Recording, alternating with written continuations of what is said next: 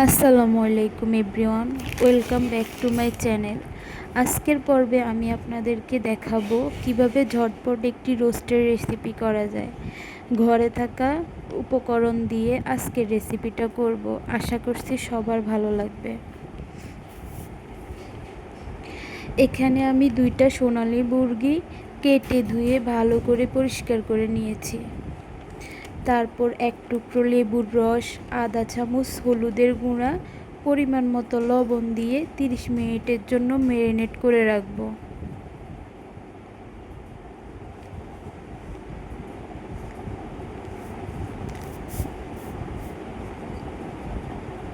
তিরিশ মিনিট পরে চুলায় একটি হাঁড়ি বসিয়ে তার মধ্যে 1 কাপ তেল দিব। তারপর ম্যারিনেট করা মুরগিগুলো একে একে সবগুলো হালকা করে ভেজে নিতে হবে।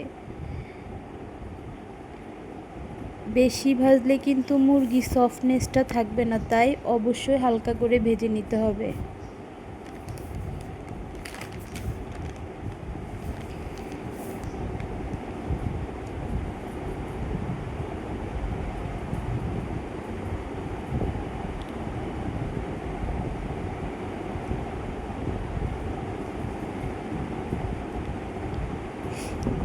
একই তেলে আমি কিছুটা পরিমাণ পেঁয়াজ বেরেস্তা করে নিব।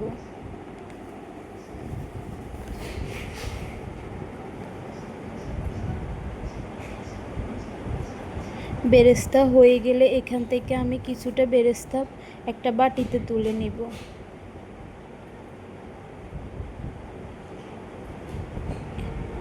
তারপর এখানে আমি 2টা তেজপাতা, 4 থেকে 5টা এলাচ, 2 টুকরো দারচিনি দিয়ে দিব।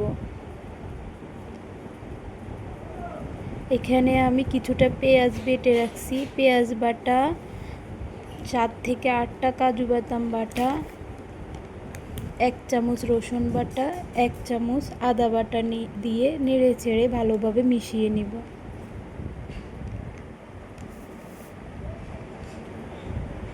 2 চামচ টমেটো সস এবং 2 চামচ টক দই দিয়ে দিব।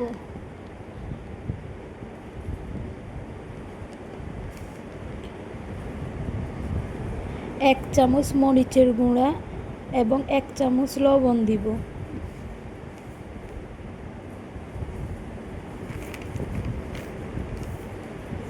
তারপর এখানে আমি রাঁধুনি রেডিমিক্স রোস্ট মশলা দিয়ে ভালো করে কষিয়ে নিব।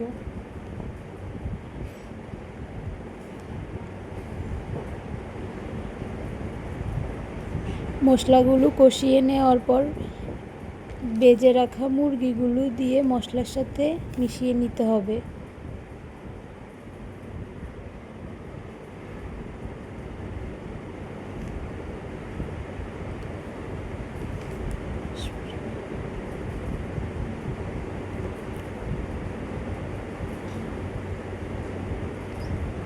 এখানে আমি জাল করে রাখা 1 গ্লাস পরিমাণ দুধ এর উপর দিয়ে দিব।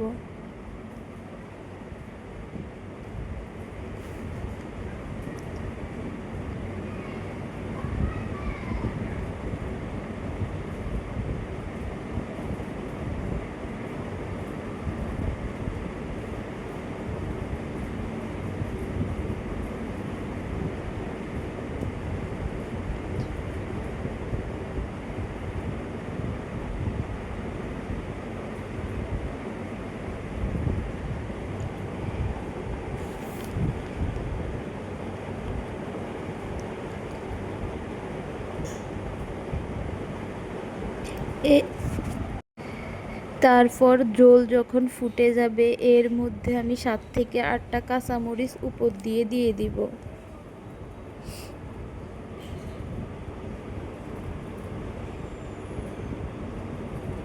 এভাবে কিছুক্ষণ রান্না করতে হবে, ঝোল শুকানো পর্যন্ত রান্না করতে হবে।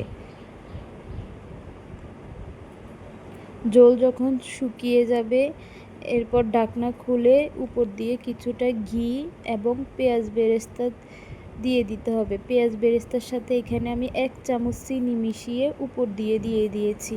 এতে রোস্টের টেস্টটা আরও দ্বিগুণ হয়ে যায়, স্বাদটা ব্যালেন্স হয়। তাহলেই হয়ে যাবে মজাদার রোস্ট রেসিপি। সবাই ভালো থাকবেন। আল্লাহ হাফেজ।